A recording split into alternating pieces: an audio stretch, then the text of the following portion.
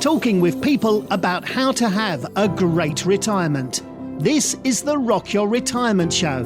We don't talk about money, but we talk about almost everything else you need to rock your retirement. Now, here's your host, Kathe Kline.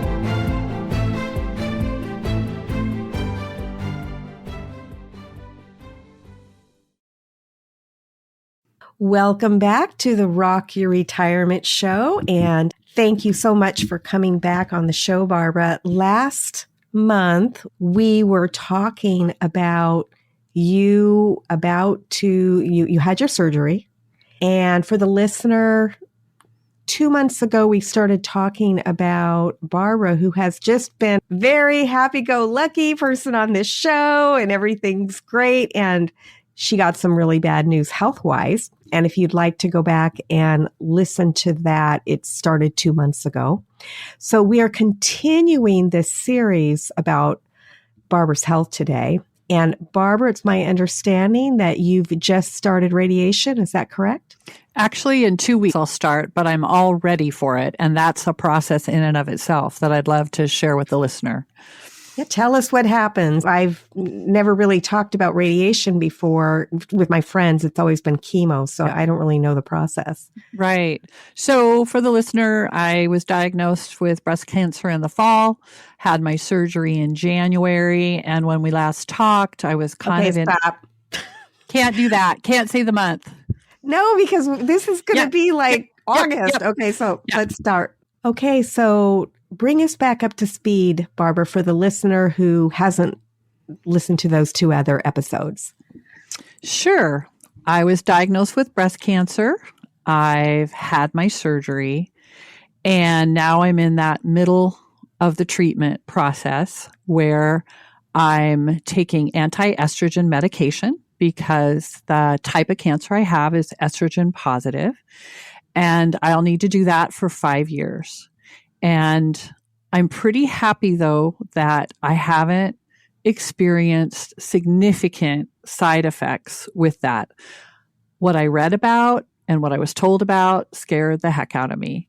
But so far, I've done fine. I think the two things is that if you don't love hot flashes and night sweats, I've always had those, but on this medication, their intensity and duration is longer. So I'll be alive to complain about it because this type of treatment is what will save my life. I am not a candidate for chemotherapy because the type of cancer I have, it's lobular rather than ductal. And I hope none of the listeners ever have to know the difference. But I'm not a candidate because my type of cancer does not respond well to chemotherapy. So the mixed blessing is I don't have to have chemo. Yay. The bad thing is if cancer comes back, I just don't have that treatment option.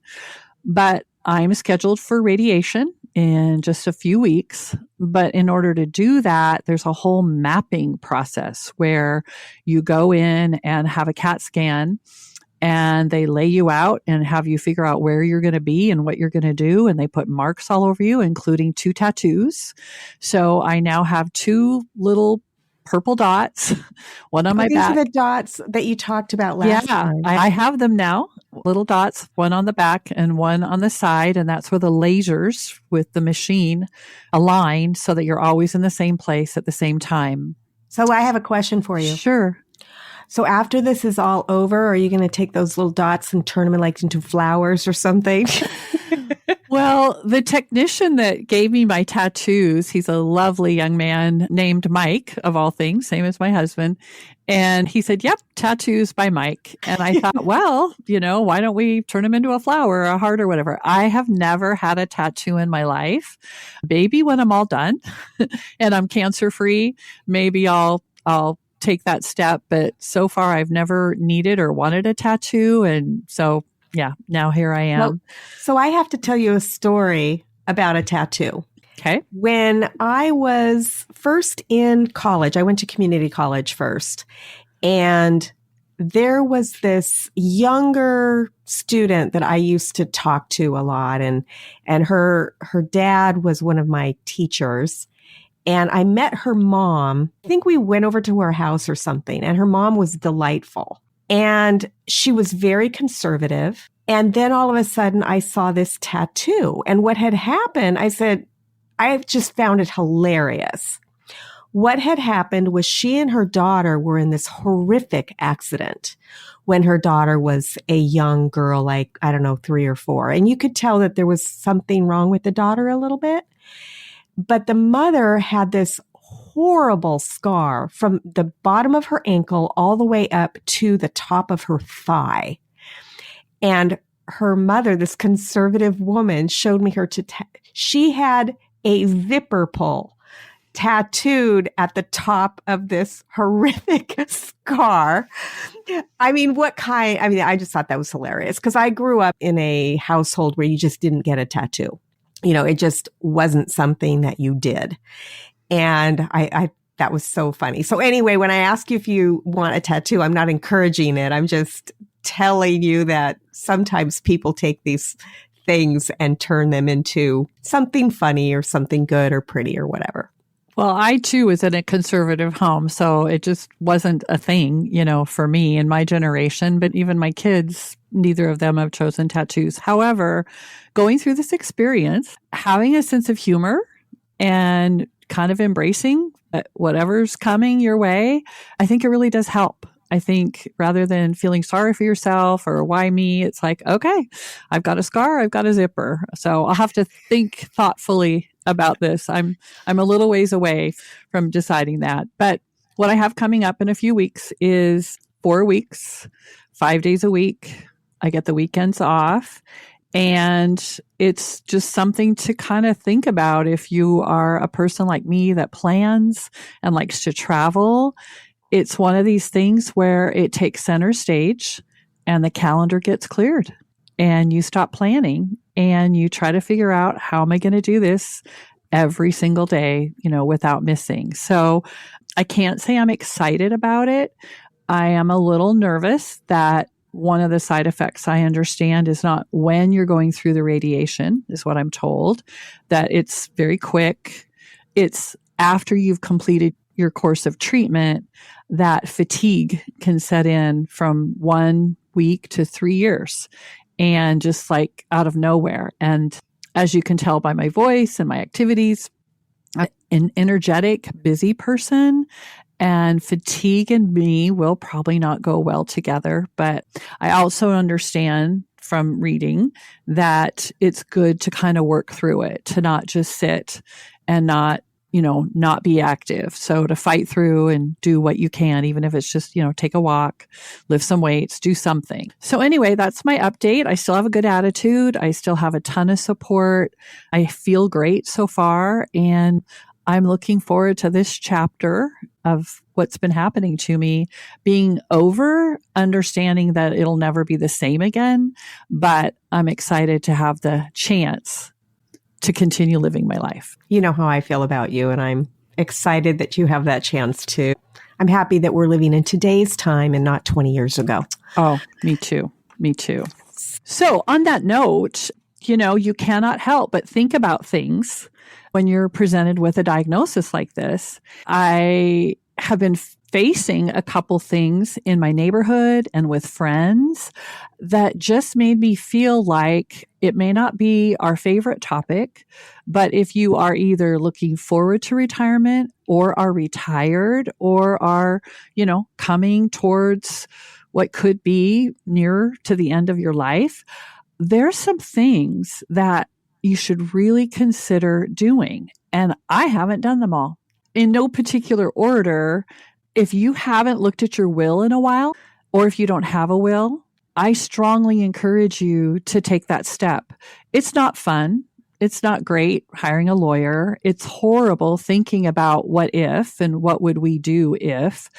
And yet to leave your spouse or your children or your caregivers. You may not have children. So who's going to be helping you when the time comes? Getting that taken care of is an absolute must. And I think most people know that. And most people I know have a will. The one that's coming more to my forefront, because I get asked every time I go to the doctor, is a medical directive. What are your choices? And it could change, right? Right now, I call myself a code, not a no code, right? I want to live. I want them to do whatever they have to do to save my life. But there could come a point where I might feel differently. And so taking the time to complete a form called a medical directive, again, you have to face that fear of, I don't want to think about what I have to do. But doing nothing leaves others then to have to make really significant choices about your life, and you haven't given them any help. You haven't given them any direction. The other is power of attorney. Who is it that can make decisions on your behalf? Most people choose spouses, but then what if one or the other spouse dies and you don't update for, again, your children or your caregivers, those people? Who has the power over your money, your assets? Who has the power to pay bills?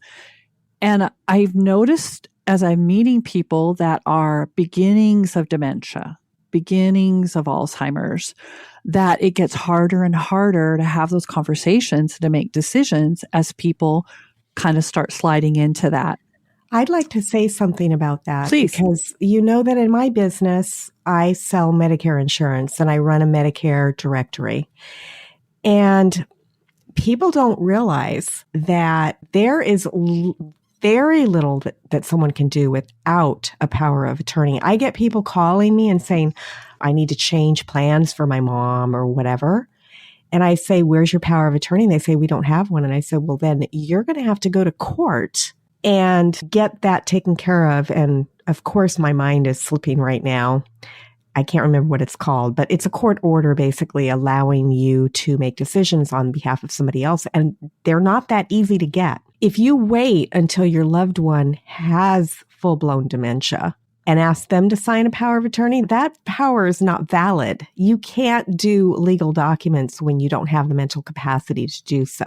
So I highly recommend everybody not to wait until you're 80 or 90 years old to get that power of attorney. Everybody should do it. And people think, well, I don't want somebody to have that kind of power over me.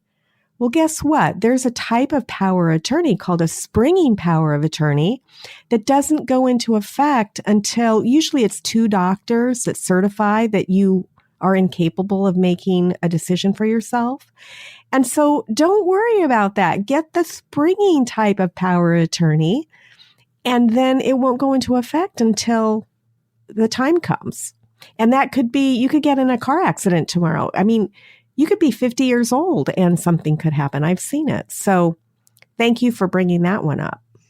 Well, and I think that there is a studies that show that people talking about a will or talking about power of attorney have a fear that they're going to die. Now, you're going to die on the day you're going to die, whether you've talked about a will or talked about power of attorney, but it is a real psychological thing. And that's one of the biggest barriers, is it feels like you're tempting fate. If I talk about it, it means it's going to happen.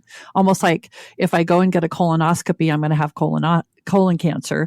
Okay, none of that is true. And so you kind of have to suspend that emotion and fear and just kind of take care of the things. And these aren't things that can be taken care of in one day or 1 week.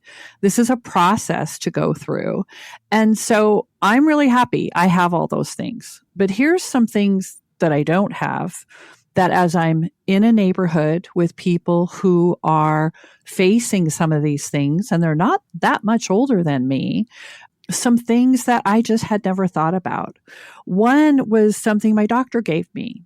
It's a bright kind of neon green sheet that is supposed to go on your refrigerator. Well, number one, it doesn't go with my decor, so I don't know about that. But the green sheet has all of the information of what you want. And if you are single and alone, or if you don't happen to have someone with you when maybe 911 is called, it's the instructions for the first responders of what you want. But it also has information about your allergies, your birth date, your doctor's name. I mean, it's got a whole bunch of basic information that's how much better is that they don't have to search for it. It's there in a visible place. Now, right now, I don't feel old enough to have this. However, it is something that needs to get done at some point. So kind of why not now? Another one I learned about is when people pass away, even if you have a will and a medical directive and a power of attorney, access to some money to help take care of things if something happens to you is not so easy. And so again, back to your point about not wanting to give it all, is having joint account with a small amount of money or a large amount, doesn't matter, but that your child or your caregiver or whoever is your trusted person has access to immediately. Once a will is probated and settled, then that's fine. But initially there's money that needs to be spent, whether you do cremation or, a funeral. And that's another thing. Leaving those after you to have to make decisions where you didn't go to the trouble to at least write it down. Maybe you didn't buy a funeral plot. Maybe you didn't prepay cremation. Maybe you didn't do some of those really proactive things, but at least taking the time to say, I want this or this. I do want a service or I don't want a service. And writing it down is easier than just hoping it'll come up in conversation and your children will remember. I have to tell you, there is a gentleman who lived down the street from me, and I forget how old he was, young, like 50. And he found out that he had cancer, and it was one of the really bad cancers. Pancreatic, liver, yes, kidney. I think it was pancreatic cancer. And so he and his wife went on this bucket list trip for several months. That's what he wanted. He knew that he was passing away, and he was the nicest person. I'm tearing up thinking about him. And he wrote his own eulogy. He appointed who he wanted to read it. And we had a celebration of life a couple of weeks, maybe a month ago. And the eulogy was, it was funny and it was sad. And it was, and of course, the gentleman that he appointed to read it had a hard time getting through it, right? Sure. But what a gift for that, for him to, and he made all the plans down to the food that he wanted served. He planned everything. But I never would have thought of that. Mm-hmm. I never would have thought to write my own eulogy. Mm-hmm. That's just something above and beyond. It's probably not on your list, is it, Barbara? Either a eulogy or a letter to your children or family members or grandchildren, just while you're of sound mind, while you're able to do it. I think, though, what is unique about your friend, and I'm very sorry to hear that, is that he was given a pretty firm deadline. So he was motivated to take that trip, to make those final arrangements. When they say make your final arrangements. But how many of us think, well, it's not now, and it's not 3 months from now, and it's easy to kind of let that all slide because we don't sometimes get a deadline. Let's say if we have a heart attack or if all of a sudden we fall ill and we don't have time to make those arrangements. So I think that should be on the list. There's a song too, a country song, Live Like You Are Dying or something like that. I can't. Right. That was about Tim McGraw's father, Tug McGraw, the baseball player. And he reconnected with his father and then found out he was going to be dying. And that was inspired that song. But yeah, we should all kind of think ahead, but it's so easy just to not do it. Another is a trust. Sometimes a will isn't the answer, but trusts are not inexpensive. But it would be good for someone to at least consult with their attorney if they're doing a will and say, am I of a caliber or level of income, or are there complications with family members, multiple marriages, multiple kids? The only way to know for sure that things are going to be addressed the way you want them to be is to work with a legal representative to document all of that and have it in place. And that isn't done overnight. That is weeks long process. And if you're healthy and of sound mind, you have time. Well, I was I was a financial advisor for a long time. Some of us have children that are not responsible with money or other family members. I would see somebody pass away and they would leave their children money. And I kid you not, Barbara, that money would be gone in 18 months.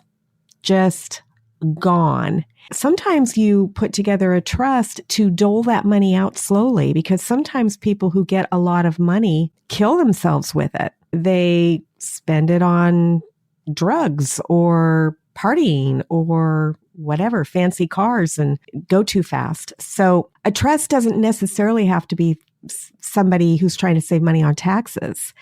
And that's what a lot of trusts are about. Mm-hmm. But sometimes it's to save your child's life by not letting them get a lump sum of money all at once, and also to save the family relationships. I've seen family relationships just tank when people didn't have their will or their trust put together properly. So all of these things that you're talking about so far, Barbara, these are acts of love that you give to the people remaining. I mean, they're going to be mourning your loss. They don't want to have to be thinking about money and where you want to be buried and all of these things, on top of the fact that they're trying to mourn you not being there anymore. Absolutely. Absolutely.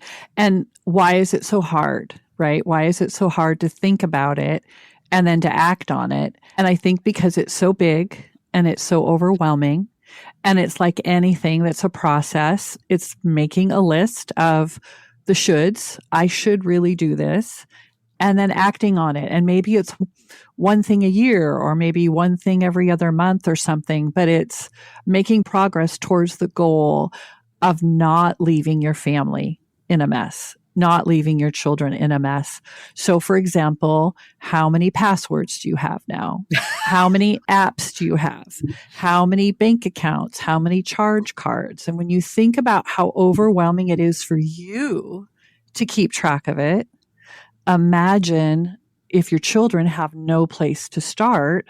And again, it doesn't have to be children, but if it's not your heirs, then who is it, right? And who do you trust to take care of those things? And so between where we are right now as retirees or pre-retirees and this kind of endpoint, though, there's a lot of other things I'm learning, I'm becoming aware that can happen.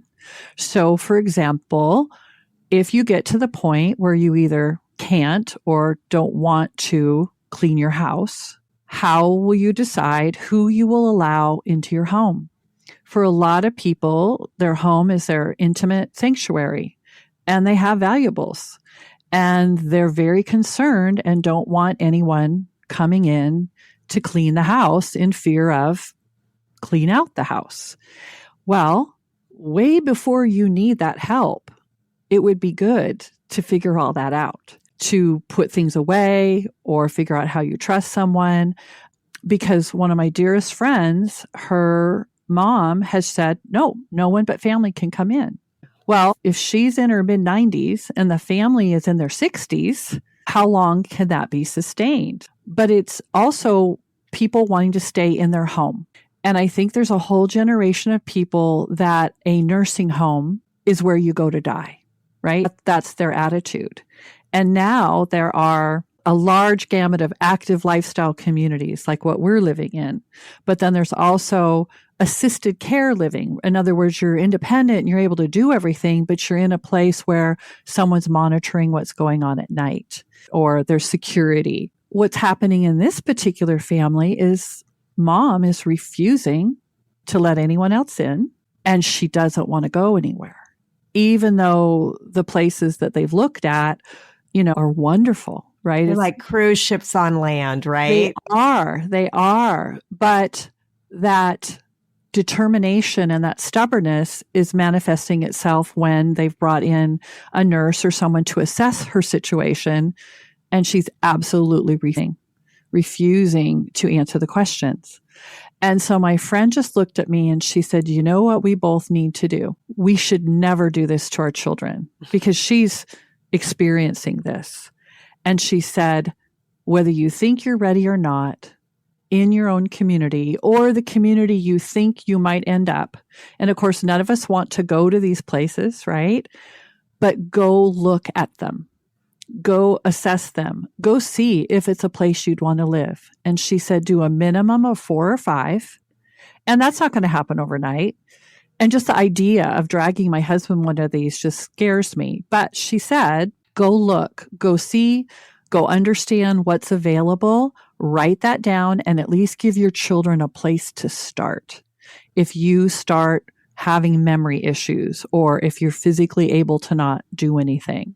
I had never thought of something like that, and what a gift that could be, because at least it gives them a path. It may not be where you'll end up. You may never end up there, but at least you've taken the time to figure out where would you want to go, and then having a good attitude about recognizing that I need help and care.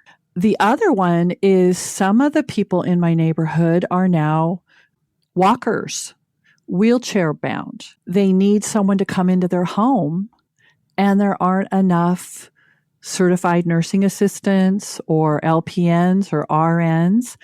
And so they're having to make decisions of, does the wife stay in the home in the neighborhood and move her husband to an assisted care? Or does she go with him and sell her house at a time where he was the one who was handling everything, but now he's unable to be mobile?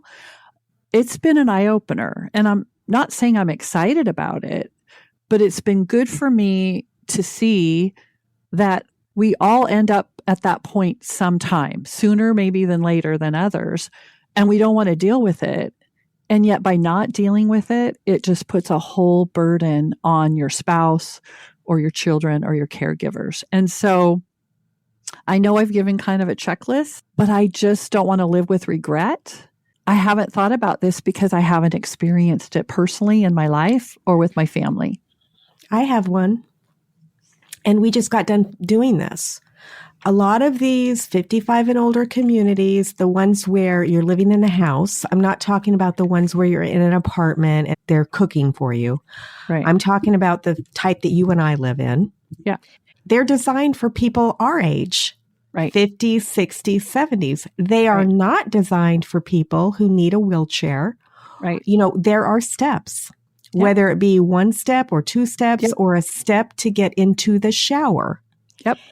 And a lot of times when you have a serious issue where somebody's having trouble, either they need a walker, a cane, or a wheelchair, these steps can be very hazardous. And so we went ahead, and we don't need it yet. We went ahead and got the steps taken out of our showers. And so our shower, we removed our bathtub in our master bedroom, extended it out, and it looks real pretty. It does.